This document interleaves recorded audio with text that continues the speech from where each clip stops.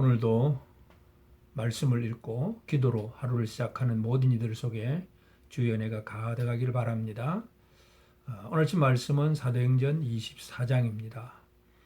사도 바울이 이제 예루살렘에서 유대인들에게 체포가 되고 또 많은 유대인들이 그냥 억압적으로 바울을 죽이려고 했을 때 그래도 천부장이 그를 또 이렇게 보호해서 또 일단은 구류를 해두고 또 여전히 유대인들이 바울을 암살하려고 하는 그 얘기를 듣고 전부장은 이 바울을 이제 총독이 있는 가이사라로 보냅니다. 그래서 이제 바울은 이제 예루살렘에서 가이사라 벨릭스 총독이 있는 이곳으로 옮겨지게 되었는데, 근데 이제 24장에 보면 유대인들이 바울이 이제 예루살렘 떠나고 가이사라로 갔다고 끝내는 것이 아니라 여전히 끝까지 뒤따라오면서 아주 열정적으로 따라오면서 대제사장 아나니아가 이제 변사 드둘로를 데리고 와서 또 바울을 고소하고 고발하는 그런 내용을 보게 됩니다. 총독은 이제 그 아나니아와 또 드둘로가 이렇게 고소하는 그 얘기를 일단 듣고 그 다음에는 이제 바울에게 자기를 위해서 변명할 기회를 줍니다. 처음에 이 총독이 하는 그 태도를 보면 뭐 바울에게 어떤 말로 하는 것도 아니고 그냥 머리짓만 하면서 그냥 할 테면 해봐라 하는 식으로 그렇게 이 바울에게 기회를 주었고, 바울은 이제 자기 자신이 예루살렘으로 가는 과정 그리고 그 안에서 일어났던 일들을 쭉 설명을 합니다. 내가 간지 이틀밖에 안 되었고 뭐 특별히 어떤 사건을 일으킬 만한 그런 일도 없었다. 그리고 내가 예루살렘으로 가는 것은 우리 유대인들 동족들이 많은 어려움을 겪고 있어서 많은 구제품 가지고 가서 도와주려고 한 것이고, 내가 율법을 어기거나 성전에서 뭐 더럽히거나 그렇게 한 일이 아무것도 없다. 그런 얘기를 쭉 하면서 그들이 그런 증거가 없다는 증거가 없다는 그런 얘기를 하고, 그러면서 이제 21절에 뭐라고 하냐면 오직 내가 그들 가운데 서서 외치기를 내가 죽은 자의 부활에 대하여 오늘 너희 앞에 신문을 받는다고 한 이 한 소리만 있을 따름입니다. 바로 그 얘기. 죽은 자의 부활에 대해서 오늘 너희 앞에 신문 받는다. 이것 때문에 그 사두개인과 바리새인들 사이에 새로운 논쟁이 벌어져서 시끄러워졌을 뿐이지 내가 뭐 특별히 어떤 잘못을 저지른 것이 없다. 총독에게 사도 바울은 자기 자신을 그렇게 변명을 합니다. 그때에 이 총독은 그 아내가 유대 여자였고 이미 예수의 부활에 대해서 이미 들었던 사람입니다. 그래서 이 부활 얘기가 나오니까 그거 좀 다시 들어봐야 되겠다 해서 일단 총독은 바울에게 호의를 베풀어서 다른 친구들이 바울을 또 이렇게 옆에서 도와주도록 어떤 얼마간의 자유를 주는 그런 모습을 보입니다. 그러면서도 이제 총독은 바울을 계속해서 불러서 그 부활에 대한 얘기를 듣습니다.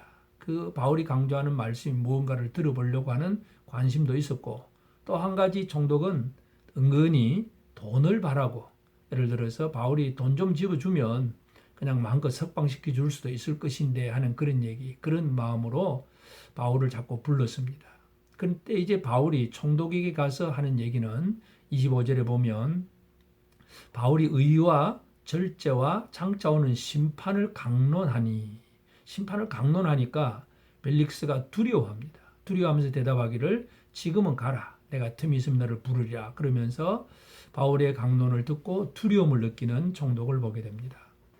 오늘 우리가 사도행전 24장을 통해서 함께 오늘 이 아침에 묵상하고 기도하고자 하는 것은 바울의 상황은 죄수의 몸입니다. 그래서 일반적인 죄수 같으면 어떻게 하는지 나는 죄가 없다고 증명을 하든지 아니면 재판관이 자기를 무죄라고 석방을 하는 그런 판결을 내려주기를 바라고 재판장에게 애원을 하든지 뭔가 그렇게 해야 됩니다. 하여튼 바울은 일단은 자기 자신이 죄가 없음을 증명을 하고 변론을 하긴 했습니다. 그렇지만 바울은 이제 그 자기를 변명하는 그 변명의 기회가 다시 무슨 기회가 되는 것으로 만들었냐 하면 말씀을 강론하는 기회로 만듭니다. 변명이 강론이 되게 하는 것. 이것이 오늘 우리가 이 아침에 묵상하고 생각하고자 하는 것입니다. 우리는 우리의 삶에 어떤 어려운 처지와 어떤 어려운 환경이 생기면 이 환경을 벗어나기 위해서 이런 말 저런 말 여러 가지 변명을 할 수가 있습니다. 그러면서 그 과정 속에서 누구 탓을 하기도 하고 또 여러 가지 많은 헛된 얘기도 끄집어낼 수도 있습니다. 그러나 물론 그 변명도 참 잘해 거짓되지 않게 진실하게 잘 해야 되겠지만 더 중요한 것은 변명만 하고 내가 살기만 하면 되겠다는 이 생각이 아니라 변명할 수 있는 기회를 강론의 기회로 만드는 이 사도 바울의 영성, 이 사도 바울의 그 사역자의 태도, 이러한 것들이 오늘 우리에게 필요하다는 것을 알 수가 있습니다. 일반적으로 재수가 되면 이제는 자기의 삶에 대한 환경에 대한 주권이 자기에게 없습니다. 마음대로 옮겨 다닐 수도 없고 그냥 어떤 제한에 걸려서 다른 사람에 의해서 통제를 당하는 그러한 상황입니다. 사람이든지 아니면 요즘같이 코로나 바이러스로 인해서 이 질병에 의해서든지 하여튼 통제를 당한다는 것. 이 죄수는 내가 내 마음대로 살아갈 수 없는 그런 처지와 그런 형편이기도 합니다. 뿐만 아니라 그러한 것이 사람 속에 이제 믿음이 없는 사람들에게는 큰 두려움이 됩니다. 사도 바울이 그 두려움을 이길 수 있었던 것은 이미 주님께서 바울 곁에 서서 담대하라고 말씀하셨던 그 말씀이 있기 때문에 바울은 결코 두려워하지 않습니다. 두려워하지 않으면서 바울은 이제 그 총독에게 오히려 하나님의 말씀을 더 강론하는 기회를 삼습니다. 그러면서 돈을 바라는 총독, 그러니까 돈과 권력 이런 것들이 이 세상에서는 전부 어떤 목적이 되고 목표가 되어 있는데 바울이 총독에게 돈을 주는 것이 아니라 복음을 줍니다. 근데 총독에게 주는 복음은 뭐냐 하면 의와 절제와 심판. 다시 말해서 어떻게 의롭게 되어야 되느냐, 의가 무엇이냐, 불의하게 살지 말라는 얘기죠. 의로운 삶을 살아야 된다는 것. 그리고는 절제의 삶이 필요하다는 것을 얘기합니다. 세상에 많은 사람들이 뭔가가 있으면, 힘이 있으면 약한 자를 또 억누르기도 하고 어떻게 하든 자기 육체의 욕심을 채우려고 아주 무모한 짓을 많이 합니다. 요즘은 또 이 N번방이라고 하는 그런 사건이 또 벌어져서 물론 이것이 요즘 시대만 있는 것은 당연히 아닙니다. 옛날부터 있던 악하고 음란한 영들이 하는 그런 짓이고 거기에 폭력과 또 돈과 많은 것들이 이제 섞여 있는 그런 사건이기도 합니다. 하여튼 이것은 가진 자들이 절제를 할 수 없기 때문에 돈으로 그저 어린아이들을까지라도 미성년자라도 성의 노예로 삼고 그것을 즐기고 그걸 착취하는 이런 일들이 벌어진다는 것. 절제를 잃어버린 사회입니다. 불의하고 절제가 없고 그러다 보니까 그들은 다가올 심판에 대한 준비가 안 되는 것. 이것이 바로 이 세상의 상황입니다. 그것은 총독 벨릭스의 상황일 수도 있습니다.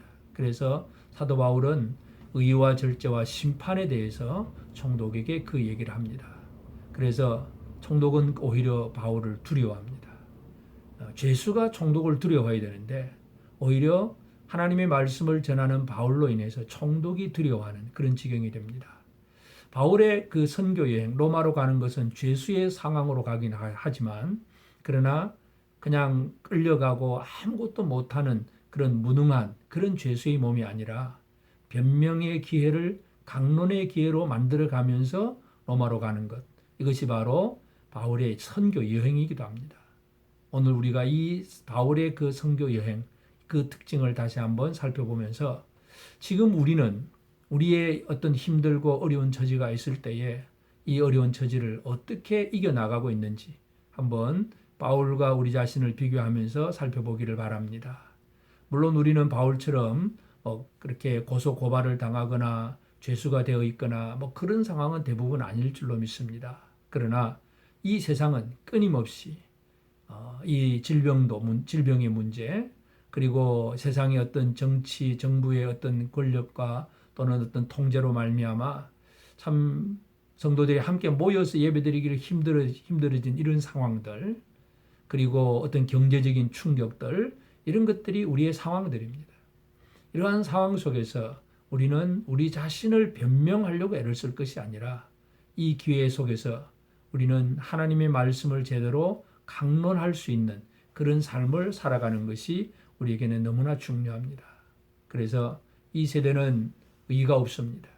그리고 이러한 세상을 향해서 우리는 의가 무엇인가를 분명하게 보여줘야 됩니다.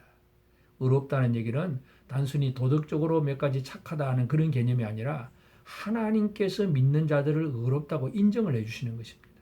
우리의 의는 나의 의가 아니고 하나님께서 인정해 주는 칭의, 그것만이 진정한 의로움입니다. 그래서 우리가 하나님 앞에 어떻게 살아가야 되느냐, 그 얘기를 해주는 것이 우리의 사명이기도 합니다. 그리고 우리가 어떻게 살아가야 됩니까? 바로 절제의 생활. 성령의 9가지 열매 중에 하나가 바로 절제입니다. 자기 자신을 컨트롤하고 자기의 마음과 자기 탐욕, 뭔가가 생길 때마다 자기를 절제할 수 있다는 것. 이건 바로 성령으로 살아가는 사람입니다. 이 삶을 얘기해 줘야 되고 또 다가오는 심판에 대해서 얘기를 해야 됩니다. 지금은 많은 재난의 소식들, 많은 또 이 지진과 기근과 전염병, 모든 사람들이, 전 세계 사람들이 이렇게 공포감에 지금 짓눌려 있습니다. 하나님의 심판이 가까운 그러한 징조이기도 합니다. 바로 이러한 때에 오늘 우리는 이 의와 절제와 심판을 들려주는 그런 우리가 되어져야 됩니다. 이것을 강론할 수 있는 우리의 삶이 되어져야 되겠습니다. 그래서 이걸 제대로 강론하려면 먼저 우리 자신이 하나님 앞에 인정받는 의인이 되어야 되는 것이고, 성령의 인도하심 속에서 우리는 절제의 삶을 제대로 살아가야 되는 것이고, 그리고 다가올 심판에 대해서 잘 준비하는 삶이 필요합니다. 그래서 내가 먼저 의와 절제와 심판에 대해서 준비된 생활을 살면서 이 세상을 향해서 우리가 지금 이 시대를 향해서 들려줘야 될 얘기가 무엇이 의인가, 어떻게 절제하며 살 것인가, 다가오는 심판을 어떻게 준비할 것인가, 이 이야기를 해줄 수 있는 것이 우리의 삶입니다. 우리 성도들, 저희는 모든 삶의 환경에서, 가정에서든지 또는 직장에서든지 또는 주변에 만나는 모든 사람들, 우리 학생들은 학교에서든지 어디서든지 누구든지를 향해서 우리가 이 시대의 사람들에게 뭘 들려주고 전해줘야 되느냐. 그들은 돈을 바라고 그들은 자기 만족을 바라지만 진짜 들려줄 복음은 의와 절제와 심판입니다. 이 얘기를 제대로 해줄 수 있는 우리가 되어져야 됩니다. 이 약한 세상 속에 우리가 이 복음을 제대로 전함으로 많은 죄인들이 의로 돌아오기를 바랍니다. 절제가 없이 방탕한 많은 사람들이 하나님의 영의 이끌림을 받는 그런 절제하는 삶으로 바뀌어지는 이 세상이 되기를 바랍니다. 또 다가올 심판을 잘 준비할 수 있는 그런 우리 이웃들이 되어서 주님 앞에 참 이 마지막 심판의 자리에 나가지 않고 구원받는 우리 이웃들이 될 수 있도록 그 사명을 잘 감당하는 우리 모두가 꼭 되어지기를 바랍니다. 함께 기도드리겠습니다. 거룩하신 아버지 하나님, 크신 은혜를 감사합니다. 하나님께서 이 세상의 모든 것을 주관하시고 시작하게 하시고 이제는 마지막 심판하실 때가 되었는데, 그 모든 마지막 심판을 향하여서 그 일이 이루어질 것임을 미리 보여주시고 들려주시고 말씀하신 아버지 하나님, 사도 바울이 체포가 되고 죄수가 되었지만 오히려 총독에게 말씀을 강론하게 하시고, 그래서 총독이 오히려 말씀을 두려워할 정도로 만드셨는데, 하나님, 우리가 살아가는 이 시대가 우리에게 두려움을 주는 일들이 많습니다. 그러나 성도들은 이런 환경 속에서 결코 두려워하는 자가 되지 않도록 우리를 도와주옵소서. 주님 나와 함께 계심을 분명히 확신하며 나가는 자들 되게 하시고, 오히려 이 세상을 향해서 의와 절제와 장차 다가오는 심판에 대해서 분명히 얘기하고 들려줄 수 있는 그런 우리 삶이 되게 하여 주옵소서. 성도들의 가정에서, 직장에서, 또 우리 학생들의 학교에서 이러한 일들이 이루어질 수 있도록 우리 먼저 믿는 성도들의 삶 속에 역사하여 주옵소서. 우리 안에 담대함을 더하여 주옵소서. 우리 입술을 열어 주시옵소서. 우리가 먼저 하나님이 인정하신 의의 삶을 살고 절제된 삶을 살게 하시고 다가올 심판을 잘 준비할 줄 아는 지혜로운 자가 될 수 있도록 우리를 돌아보아 주옵소서.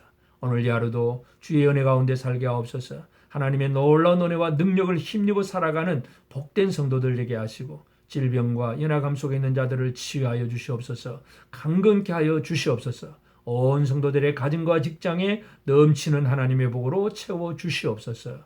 예수님의 이름으로 기도드리옵나이다. 아멘.